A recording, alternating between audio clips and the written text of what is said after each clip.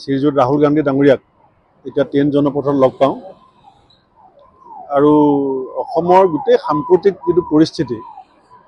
আৰু 2026ৰ কাৰণে দলৰ সভাপতি হিচাপে মই কি ভাবিছোঁ আৰু তেখেতৰ মতামত এই গোটেই কথাখিনি পুংখানুপুংখভাৱে আলোচনা কৰোঁ আৰু ৰাহুল গান্ধী ডাঙৰীয়াই যি ধৰণে আগৰ পৰা সহায় সহযোগ আমাক কৰি আছিলে দিহা পৰামৰ্শ দি আছিলে আজিও তেখেতে আমাক যে সম্পূৰ্ণৰূপে যে সহায় কৰিব 2026ত নিৰ্বাচনী যুঁজত জয় হ'বৰ কাৰণে সেইটো তেখেতে আমাক কৈছে এলায়েন্সৰ সম্পৰ্কতো কথা পাতিছোঁ মই তেখেতক জনাইছোঁ যে বিজেপি বিৰোধী ৰাজনৈতিক যিখিনি দল আছে যিবিলাক সংগঠন আছে যিখিনি ব্যক্তি আছে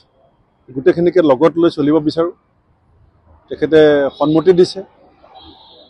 আৰু আগন্তুক পঞ্চায়ত নিৰ্বাচনৰ সম্পৰ্কত হৈ যোৱা উপ নিৰ্বাচনৰ সম্পৰ্কত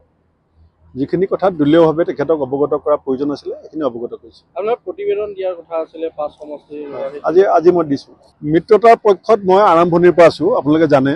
এই বিৰোধী ঐক্য মঞ্চ পাছত যিটো অসম সন্মিলিত মঞ্চ সেইটো জন্মদাতা হিচাপেই আগভাগ লৈছিলোঁ আৰু যিদিনাখন উপ নিৰ্বাচনক লৈ কিছু অসুবিধা হৈছিলে সেইদিনাখনো মই কৈছিলোঁ যিহেতু সাময়িক কাৰণ সেই উপ নিৰ্বাচন কেন্দ্ৰিক কথা বতৰাত আমি সাধাৰণ নিৰ্বাচনত অসমৰ ৰাইজৰ স্বাৰ্থ জড়িত যিটো বিষয়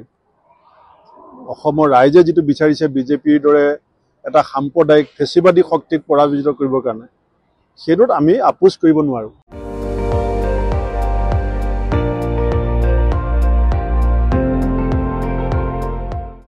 আপুনি চাই আছে ND24 সৰ্বশ্ৰেষ্ঠ নহয় সৰ্বোত্তমৰ দৌৰা